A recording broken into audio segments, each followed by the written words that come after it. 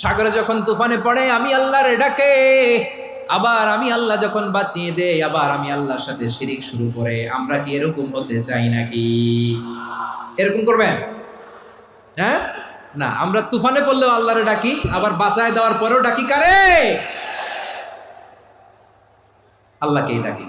বিমানের মধ্যে মাঝে মাঝে দেখবেন যে এয়ার টার্বুলেন্স হয়, জানেন? এয়ার টার্বুলেন্স জানেন তো? মাঝে মাঝে বিমানটা বাউন্সিং করে, bumpy, very bumpy weather.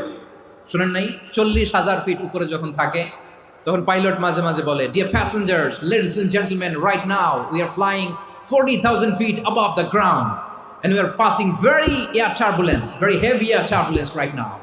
Please fasten your seat belt. দেখবেন মাঝে মাঝে বলে যে, ভদ্র মহিলা, ভদ্র মহোদয়গণ, আমরা 40,000 ফিট উপর দিয়ে যাচ্ছি আর এয়ার টার্বুলেন্স ফেস করছি, মেহেরবানি করে আল্লাহর হস্তে সিট বেল্ট বাঁধুন।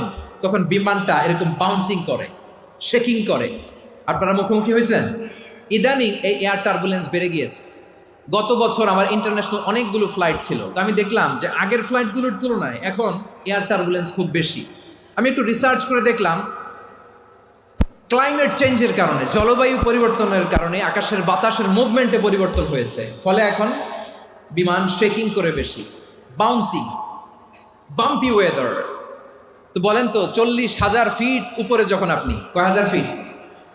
সবাই বলুন কয় হাজার ফিট? 40,000 ফিট উপরে যখন আপনি, তখন যখন বিমানটা এরকম বাউন্সিং করে, সবাই যখন ভমিটিং করে বিমান নষ্ট করে দেয়, বমি করে, তখন বাঁচানোর কে আছে আল্লাহ ছাড়া? কেউ আছে?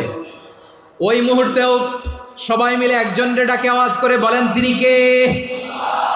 মাঝে মাঝে কিছু সোশ্যাল মিডিয়ায় কিছু ভিডিও পাওয়া যায় যে হেভি যখন এয়ার টার্বুলেন্স হয়, 10 সেকেন্ড 15 সেকেন্ডের কিছু ভিডিও পাওয়া যায়, বিমানটা এরকম বাউন্সিং করছে, বাম্পি ওয়েদার, কাঁপছে, মানুষগুলো বমি করছে, অক্সিজেন মাস্কগুলো সব ঝুলে পড়েছে, বিমানটা শুধু কাঁপছে।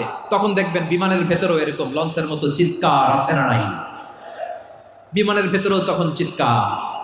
গত বছর হিথ্রো এয়ারপোর্ট থেকে সিঙ্গাপুর এয়ারলাইন্সের একটা ফ্লাইট, হিথ্রো টু চাঙ্গি, একটা ফ্লাইটে এমন বেশি এয়ার টার্বুলেন্সের শিকার হয়েছিল ওই এয়ারক্রাফটটা, 33 জন যাত্রী সেখানে আহত হয়েছে, একজন যাত্রী নিহত হয়েছে। কেবিন ক্রুজ, এয়ার হোস্টেস যারা আছে, একজনের নাক ফেটে, চোখ ফেটে, কপাল ফেটে, ব্লিডিং হয়ে শয়লা। প্রিয় ভাইরা, 40,000 ফিট উপরে বিমানটা যখন কাঁপবে, তখন আমাদেরকে আল্লাহ ছাড়া আর কেউ বাঁচানোর আছে? এত আসতে বললে হবে? ওই কঠিন মুহূর্তে আমার বাবা আমারে বাঁচাতে পারে, আমার বন্ধু আমারে বাঁচাতে পারে। এই গ্রাউন্ডে, জমিনের বুকে আমার প্রোটোকল, আমার ক্ষমতা